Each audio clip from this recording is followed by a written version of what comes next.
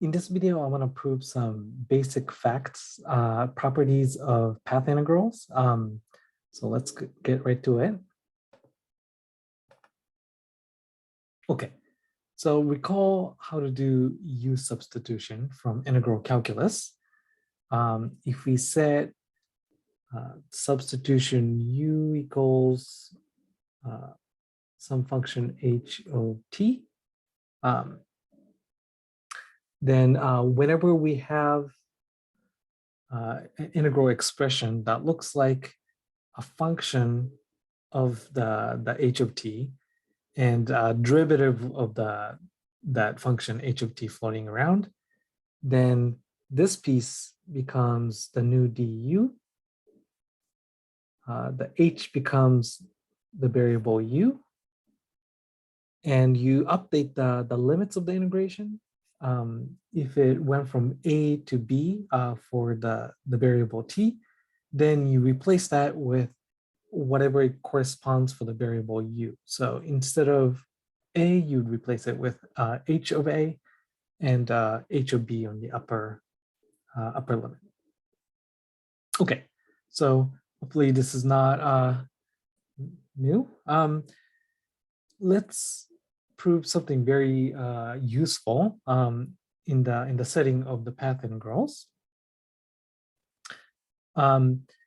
Independence of parameterization. So let's say we have two paths, gamma and beta, and they're defined on different intervals. So let's say gamma is defined on the interval from a to b, and beta is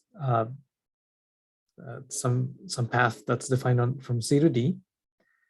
And let's say h is the function that that gives you the smooth bijection between the two the input domains. So it'll map from c to d to a to b. You do it in such a way that gamma of h of s is equal to beta of s. So gamma and beta is actually tracing the same path. So let's call this gamma A, which is equal to beta C. And let's say the ending point is gamma B, which is equivalent to beta D. And then they trace the exact same path, but maybe at different speeds, right? So maybe gamma goes really quickly, maybe beta goes super slow, speed up, and then go slow again. It doesn't really matter how fast it goes, just that they're smooth and they trace the exact same path in the end. Okay, and h is kind of what's called the reparameterization. Okay, so if we compute the path integral along the path beta, here's the definition for the complex integration. And we're going to do a substitution. So we know that beta of s is the same thing as gamma of h of s. So I'm going to replace that inside here. And then actually, like if you take both sides of this, take the derivative of both sides of that equation, by chain rule, we can get gamma prime of h of s times h prime of s is equal to beta prime of s. And this is by the chain rule on the left-hand side. So I can replace beta prime of s with that expression. And now we do the u substitution. So if we set u as the h of s, this guy right here, that becomes the variable u. And h of s appears here as well, that becomes u. And h prime of s ds, that becomes the new du. But whatever we get here after the u substitution is exactly the definition for path integral along the curve gamma. So we started with the path integral for along beta, and we got the path integral along gamma. So that gives you the same value in the end. This tells you that it actually doesn't matter what the speed you are like moving across the path. All it matters is that whatever path you took in the end, right? So you could just say that, oh, take the integral along certain path, and you don't have to specify the speed or how the velocity changes along that curve. It's irrelevant because in the end, you're gonna get the same value. So just pick the most convenient one that's easy to compute. Okay. Another thing about path integrals, I want to be able to talk about piecewise smooth path as well. So some path might not be differentiable everywhere. Maybe at finite number of points, there's going to be a corner where it's not differentiable. That's okay. You could still define a path integral along piecewise smooth path.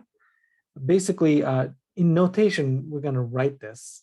Gamma is equal to gamma 1 plus gamma 2, and you're not actually adding the values. What you're doing is you're gluing together the path. So the next piece gamma is going to be smooth along its path, and it starts where the previous curve ended, and then it ends where the next curve begins. So using piecewise smooth curve like this, you could integrate along maybe something that looks like this, like a semicircle. So it's smooth along here, smooth along the arc. It's not differentiable in between, but that's okay. That's not going to change the value of the integral. We're just going to define the path integral along piecewise smooth path gamma by just adding together the path integral for each piece of the path and add it together separately in the end. Another useful fact about path integral is what we will get when we reverse the direction in the path, right? So let's say we have an annual curve gamma, and we're going to define gamma tilde to be a path that's going backwards. So what we could do is we could define gamma of a plus b minus t. So it might not be obvious, but this will trace the exact same path backwards. So when t is equal to a, the a will cancel out and we'll get gamma of b. So that's the beginning is at the end of the original path. And t will increase up until t is equal to b. When you plug in b here, the b's will cancel out and you'll just get gamma of a. So the gamma tilde will end its path at the beginning of the original path. Okay, so let's compute this path integral. So this is the definition of the path integral right there. And we're going to rewrite it in terms of the original path gamma. So gamma tilde is the same thing as gamma of a plus b minus t. And the derivative of gamma tilde is going to be, gamma prime of a plus b minus t times -1 by the chain rule. So that's where this negative comes from. And then you use the U substitution. So whatever expression we have inside of the gamma, a plus b minus t there, we'll set that equal to u. So that those two becomes u, and here. And you'll get another negative sign from the dt term. So that negative sign here the dt changing into du will cancel that negative sign. We also have to update the limits. So if t is changing from a to b, when t is equal to a, u becomes b, and when t is equal to b, u becomes a. So the beginning and the end point, the limits is swapped. Okay, so a is a smaller number than b, so that looks awkward. When you switch the order of the limits of the integration, we get another negative sign. So this is the third negative sign appearing, and this one stays. And what we have left is the path integral for the original path, gamma.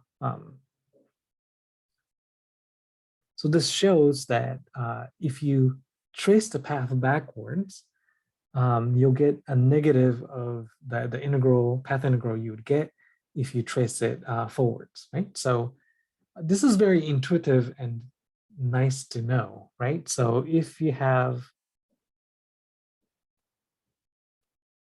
a path that goes back and forth along the same path, then we know that the path integral is going to be 0.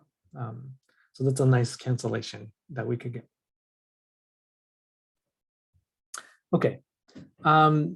Another property that I want to mention, I'm not going to prove it because it's true.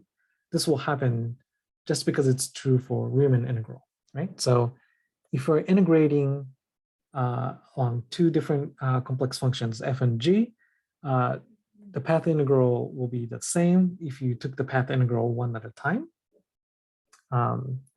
We could also factor out a constant, any complex constant outside of the integral. And we just proved this earlier. If you do a reverse path, we get negative sign in front of